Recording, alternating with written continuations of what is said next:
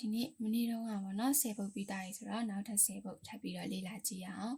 အဲ့တော့7မှာဆိုရင်ပြောခိနိနိုင်နာနီဟာဂျီမဲတဲ့ခန်းခွန်းနာအာရိကာတာစာကဝါခတာအဲ့တော့ယောဂါပေါ့ဟာဂျီမဲတဲ့ဆိုတော့ပထမဆုံးချင်းပြီးတော့မှကျမ်းမာရေးရဲ့ကျေးဇူးတင်စရာကောင်းပုံလေးကိုသဘောပေါက်သွားခဲ့တယ်အဲ့တော့ပေးထားတဲ့ဟာတွေကနာရုဖြစ်လာသည်တော့နာတဖြစ်လာခဲ့သည်နာရီဆိုရင်လည်းနာရီမတ်ကနေပြီးဖြစ်လာသည်ဆိုတဲ့ဟာပဲနာတဲ့ပေါ့နော်အဲ့တော့သူပေးထားတဲ့ဟာလေးကနာရီမဆိုတဲ့ဘက်ကိုပဲပတန်လေးပြောင်းပေးထားတာအဲ့တော့နှင်းတို့ကကွက်လက်ရဲ့နောက်မှာလေဟာဂျီမဲတဲ့ဆိုတဲ့ဟာလေးကအန်တူးမှာတင်ရတဲ့ grammar ပတန်လေးပါဘာလေးလဲဆိုတော့နှင်းတို့ vet တဲ့ဟာဂျီမဲတဲ့ဆိုတဲ့ grammar ပတန်လေး vet တဲ့ဟာဂျီမဲတဲ့သူက vet ကိုအရှိရတဲ့ဖောင်နဲ့သုံးတယ်တဲ့ဟာဂျီမဲတဲ့ဘာလေးလဲဆိုတော့ပထမဆုံးအကြိမ် vet ပြီးနောက်မှဆိုတဲ့အဓိပ္ပာယ်လေးပထမဆုံးအကြိမ် vet ပြီးနောက်မှ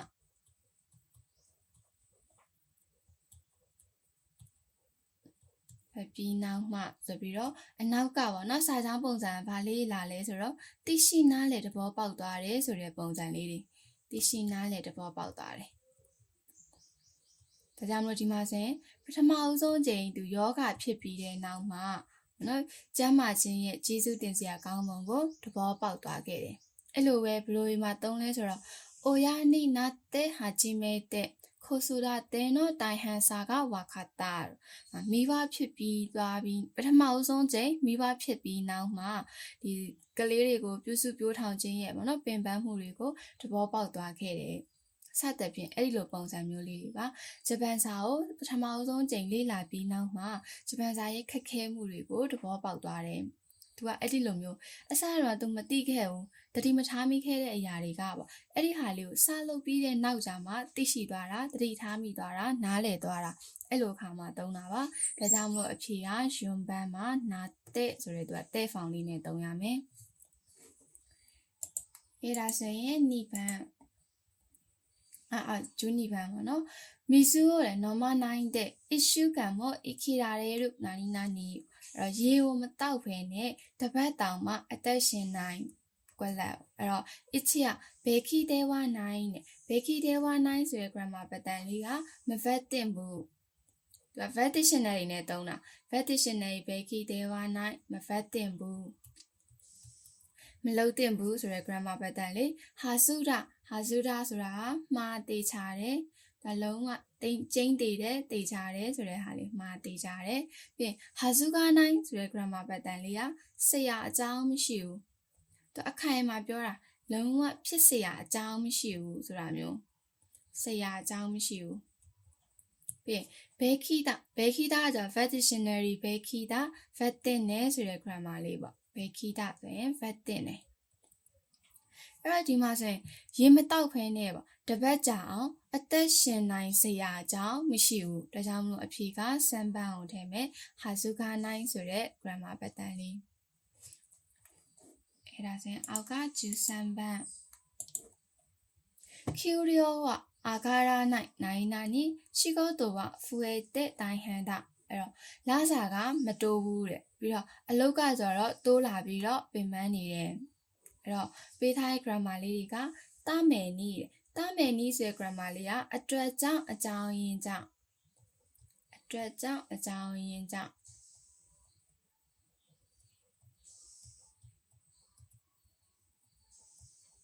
သူကတော့ဘယ်လိုနေရာမှာသုံးလဲဆိုတော့တခုခုဖြစ်သွားတယ်လေအကြောင်းရင်းတွေအကြောင်းပြချက်တွေကိုပြောတဲ့အခါမှာသုံးတယ်ဥမာဒီမှာဆိုရင် Curio ကအာဂါရနိုင်တမယ်နီးဖြစ်မယ်ဆိုရင်လာစာမတိုးတဲ့အတွက်ကြောင့်ဆိုနောက်ကဘာဖြစ်သွားမလဲဆိုတော့ရှိကောတော်ရမယ်တာပေါ့နော်အလုံးကနေထွက်လိုက်တယ်ဆိုတဲ့ဟာမျိုးဖြစ်မှာဟိုတို့ဆိုတာလောက်တဲ့ထိဆိုတဲ့ဟာလေစိတ်တဲ့ကကြတော့လေကြောင့်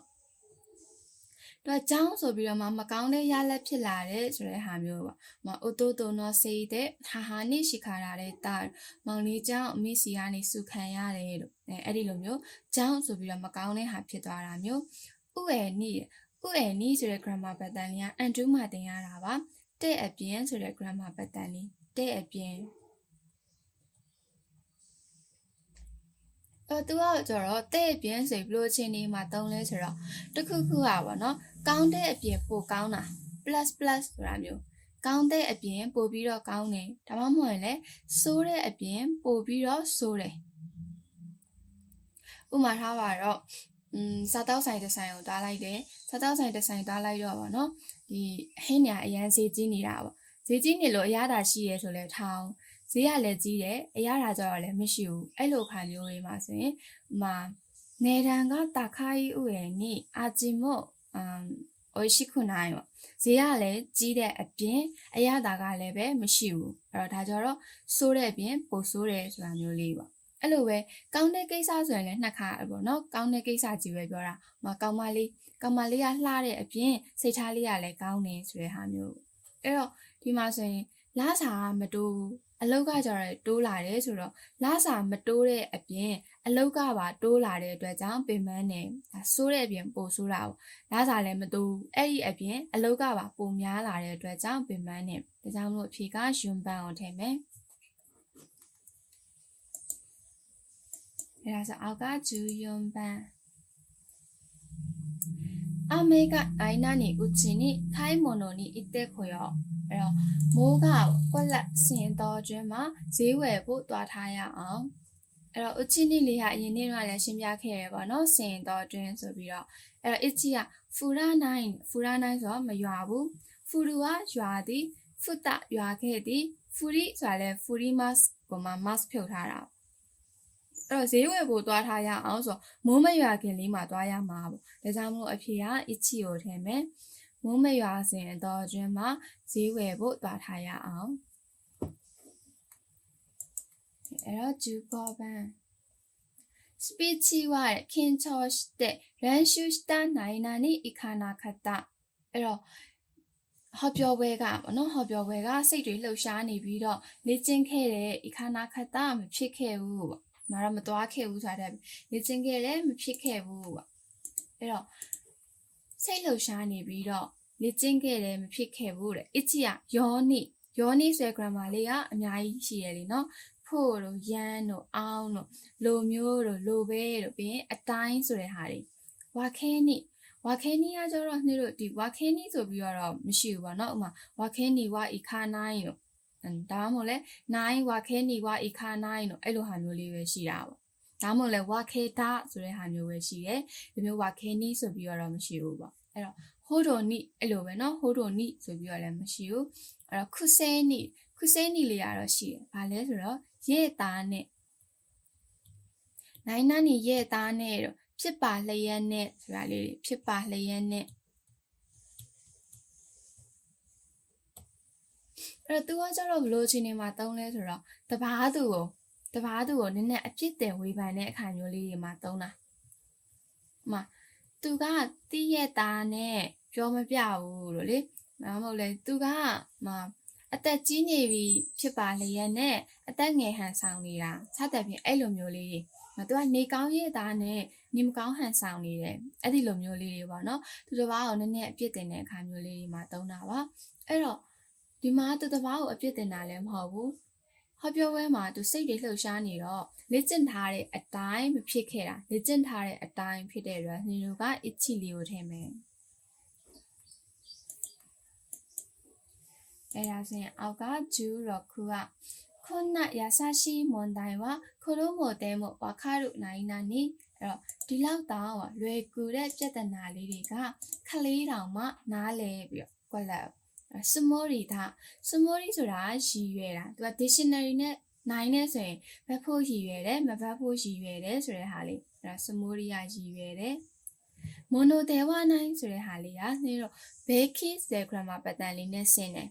နေတို့ကဒီတော့ vet တင်နေဆိုရင် vet dictionary Becky ဒါ vet တင်နေပေါ့မ vet တင်ဘူးဆိုရင် dictionary ပဲပြီးတော့မှ Becky တဲဝနိုင်အဲ့ဒီလိုပဲ vet dictionary mono ဒါလို့ပြောရင်လည်းပဲအတူတူပဲ vet တင်နေ vet dictionary mono ဒါ vet dictionary mono တဲဝနိုင်ဆိုရင်မ vet တင်ဘူးဒါလည်းမ vet တင်ဘူးပေါ့နော်ပြီးတော့ဒါခဲတာတယ်ဒါခဲဆိုတော့တာလင်းပေါ့နော်ဒီမျိုးဒါခဲတာဆိုပြီးတော့လည်းတိတ်ပြီးတော့မတုံးဘူးဒါခဲနီတို့ဘာလို့ဆိုရင်တော့ဆိုတဲ့အတိုင်းဆိုတဲ့ဟာလေးပေါ့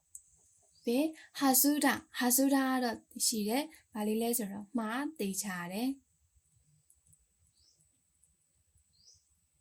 အဲ့တော့အဖြေကဒီလောက်လွယ်ကူတဲ့ပြဿနာလေးကတော့ခလေးတောင်မှနားလဲမှားတေချာတယ်ဒါကြောင့်မို့အဖြေကယွန်းပန်းအောင်ထည့်မယ်အောက်ကတော့ဂျူနာနာပန်းက同じ兄弟でも兄にないなに弟はのんびりしているတူညီတဲ့ပေါ့နော်ညီကိုဖြစ်ရင်တော့မှတဲ့အကိုပြီးတော့မှမောင်လေးကတော့အေးစစ်စစ်နေတယ်အဲ့တော့အချီကကြတော့ဟမ်မန်ဆိုတာပေမဲ့တစ်ဖက်မှာတော့ဆိုတဲ့ grammar လေးကလူနှစ်ယောက်မဟုတ်ဘူးအကြောင်းအရာနှစ်ခုမဟုတ်ဘူးသူကအကြောင်းအရာတစ်ခုတည်းကိုပဲကောင်းတဲ့ဘက်လည်းရှိတယ်ဒါပေမဲ့တစ်ဖက်မှာတော့ဆိုးတဲ့ဘက်လည်းရှိတယ်အဲ့ဒီလိုအခါမျိုးမှာသုံးတယ်နီလီကကျတော့ခရာဘဲတဲ့နှိုင်းရှင်တာအဲ့နှစ်နှိုင်းရှင်လိုက်ရင်ဆိုတဲ့ဟာလေးသူကဘာလေးနဲ့တူလဲဆိုတော့လေနီတိုင်းစတဲ့ဆိုတဲ့ grammar နဲ့တူတယ်ပေါ့နော်နေတော့နီတိုင်းစတဲ့သူကလည်းနှစ်နှိုင်းရှင်လိုက်ရင်ဆိုတဲ့ဟာလေးပဲပြီးတော့တိုးတဲ့ပေါ့နော်နိုင်နာနီတိုးတဲ့ဆိုတဲ့ grammar pattern လေးကကျတော့နေတော့မနေ့တော့ပြောခဲ့ဘူးလားမသိဘူးသူက now တိုးတဲ့တန်ត្រပ်ပဲရေးလိုက်တော့မယ်တိုးတဲ့အဲ့တော့သူကဘာ grammar နဲ့တူလဲဆိုတော့လေမနေ့တော့တစ်ခါပြောခဲ့တဲ့စူကြည့်တဲ့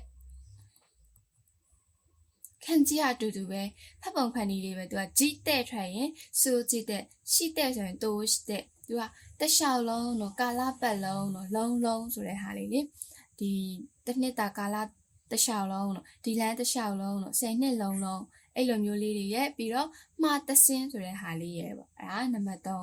ပြီးရင်ယွန်းကတော့ရှိတိုင်းမနေ့တော့ပြောခဲ့တဲ့တာနဲ့ချက်ချင်းဆိုတဲ့ဟာလေးရဲ့ပြီးတော့ပေါ်မူတီတဲ့ဆိုတဲ့ဟာလေးရဲ့အဲ့တော့ဒီမှာဆိုရင်သူညီတဲ့ညီကိုဖြစ်ရင်တော့အကိုနှစ်နှိုင်းရှင်လိုက်ရင်ညီလေးကတော့အေးစစ်စစ်နေတယ်အကြောင်းလို့အဖြေကနိဗ္ဗာန်ကိုထဲမှာအေရှာဝအိုဆာကာကိုနိုင်နာနီအစ်စွန်းတော့ခိုဂျောကအာရီမတ်အဲ့တော့အေကုမ္ပဏီကပေါ့အိုဆာကကွက်လက်ပြီးတော့မှ9ခုသောစက်ရုံတွေရှိတယ်ဝါရီနိအဲ့ဒီမှာဆက်ဝါတာရီဆိုတာဖြစ်ကူးတာဆိုတဲ့ဟာကြီးပေါ့နော်အဲ့တော့အဲ့လိုမျိုးကြီး grammar ကြီးမသုံးပါဘူးပြီးတော့နိရကြတော့ချူရှင်းနိဆိုတာလေးကလေဘဟိုပြုတ်ပြီးသူကအရှိက noun လေးလာတယ် noun ကိုချူရှင်းနိ noun ကိုဘဟိုပြုတ်ပြီးမှာ noun ကိုအဓိကထားပြီးဆိုတဲ့ဟာလေးဘဟိုပြုတ်ပြီးတော့ noun ကိုအဓိကထားပြီးတော့ပြီးဝါမတ်တိုယော်ရီဆိုတဲ့ grammar pattern လေးကကျတော့ဘယ်လိုသုံးလဲဆိုတော့ noun 1 wa မတ်တိုယော်ရီ noun 2 mo ဆိုတဲ့ပုံစံလေးဘယ်လိုချင်းနေမှာသုံးလဲဆိုတော့ဒီ noun 1ကတော့ပြောမနေတော့နဲ့ noun 1ကတော့ပြောမနေတော့နဲ့ noun 2တောင်မှဆိုတဲ့ပုံစံလေး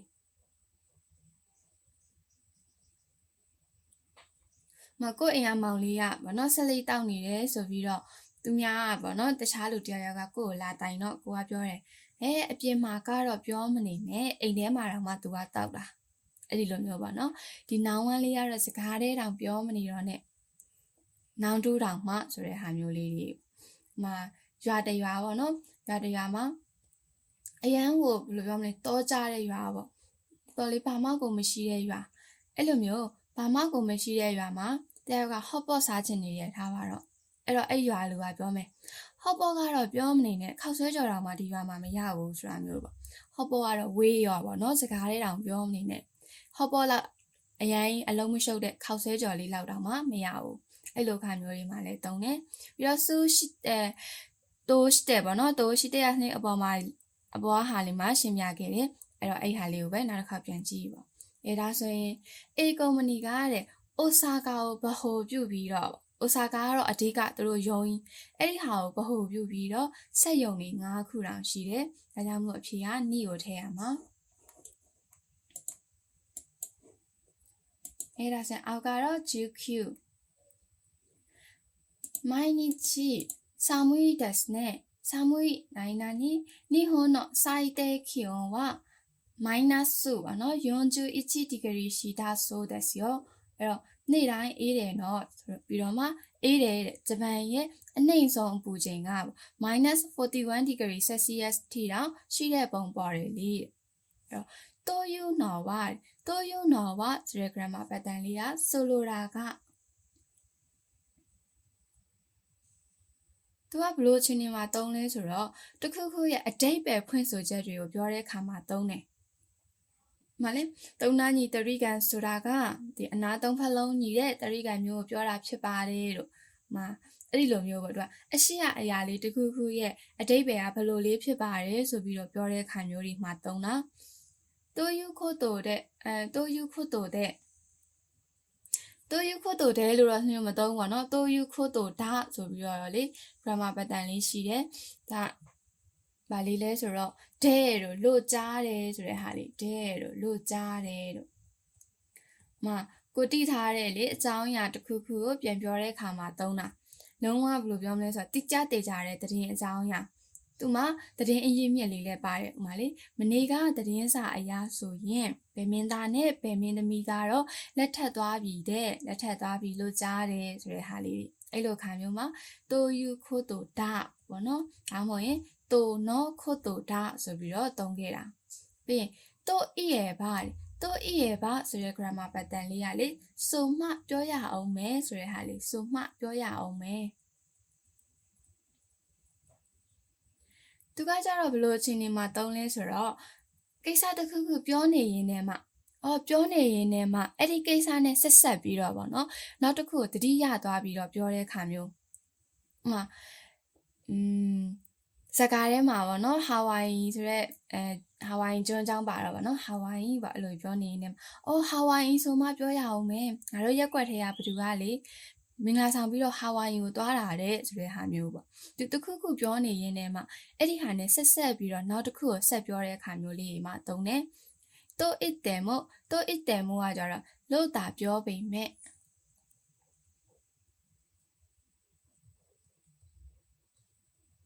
လို့တာပြောပေမဲ့သူကကြတော့ဘလို့ချင်းနေမှာသုံးလဲဆိုတော့လို့တာပြောပေမဲ့လည်းထင်တလောက်မဟုတ်ဘူးဆိုတဲ့ဟာမျိုးလေးတွေပေါ့ဥမာကျမကဟင်းချက်တတ်တယ်လို့တာပြောပေမဲ့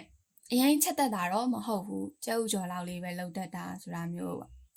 နော်ဂျပန်စာတွေရပြီလို့တာပြောပေမဲ့အကုန်ရနေတာတော့မဟုတ်သေးဘူးပေါ့ခန်းကြီးလေးပဲရသေးတာစတဲ့ဖြင့်ပေါ့နော်သူကလို့တာပြောပေမဲ့ထင်တလောက်တော့မဟုတ်သေးဘူးအဲ့ဒီလိုအခြေအနေမျိုးမှာသုံးတာထင်တလောက်တော့မဟုတ်သေးဘူးပေါ့အဲ့တော့ဒီမှာကြည့်လိုက်မယ်ဆိုရင်နေ့တိုင်းပူတယ်နော်ပြီးတော့မှ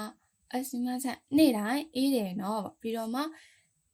အချင်းလေးဆန်ရုံနေရာစဉ်းစားလိုက်မယ်ဆိုရင်အေးတယ်ဆိုမှပြောရအောင်မယ်ဂျပန်ရဲ့အနှိမ့်ဆုံးအပူချိန်ဆိုရင်အနှုတ်41ဒီဂရီအထိတောင်ရှိတဲ့ပုံပေါ်တယ်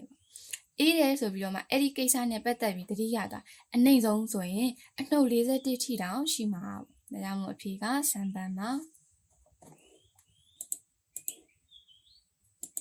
ခဲ့တာဆိုရင်နောက်ဆုံး20က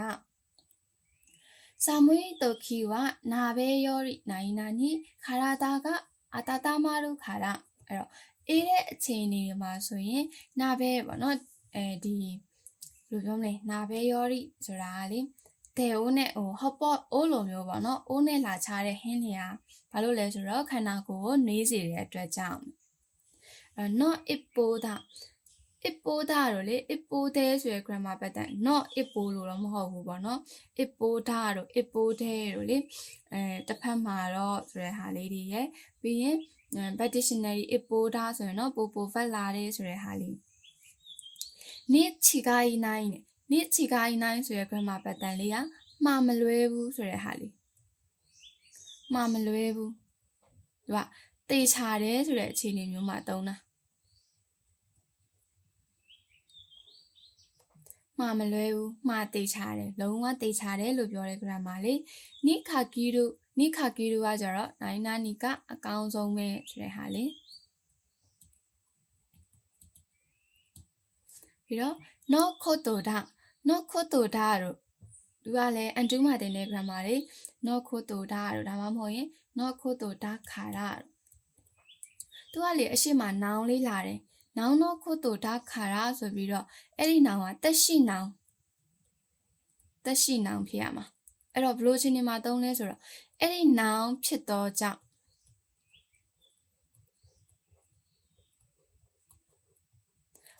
အဲ့ဒီရှိရနောင်သူလုံးဝသိတဲ့သူနဲ့လုံးဝကိုရင်းနှီးတဲ့လူအဲ့ဒီလူအကြောင်းလုံးဝသိပြီးသားအဲ့လိုလူဖြစ်တာကြောင့်ဒီလိုကိစ္စကိုတော့လုံးဝမဟုတ်ဘူးလို့ဒါမှမဟုတ်လဲအစ်စုမို့ပေါ့နော်ချီခိုကိုစတေအီတာနာခါဆန်တော့ခိုတိုတာခါရာခေါမို့ချီခိုကိုစလူတာတော့အမြဲတမ်းပေါ့နော်နောက်ကျနေတဲ့တာနာခါဆန်ဖြစ်တာကြောင့်ဒီနေ့လည်းပဲနောက်ကျလေအောင်မယ်စတဲ့ဖြင့်သူကအရှိရလူကြောင့်သူသိပြီးသားမလို့အနောက်မှာလည်းအဲ့ဒီလူနဲ့ပတ်သက်ပြီးတော့သူ့ရဲ့ပေါ့နော်handle လောက်တာမျိုး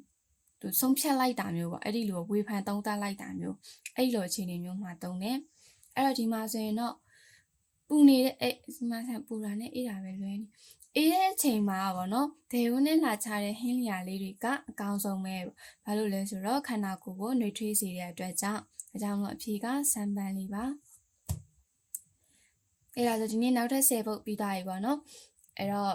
နောက်နေ့လည်းဆက်ပြီးတော့ကြည့်ပေးပါဦးအဆုံးထိကြည့်ပေးရတဲ့အတွက်လည်းကျေးဇူးတင်ပါတယ်နောက်ဗီဒီယိုမှာပြန်တွေ့ကြမယ်နော်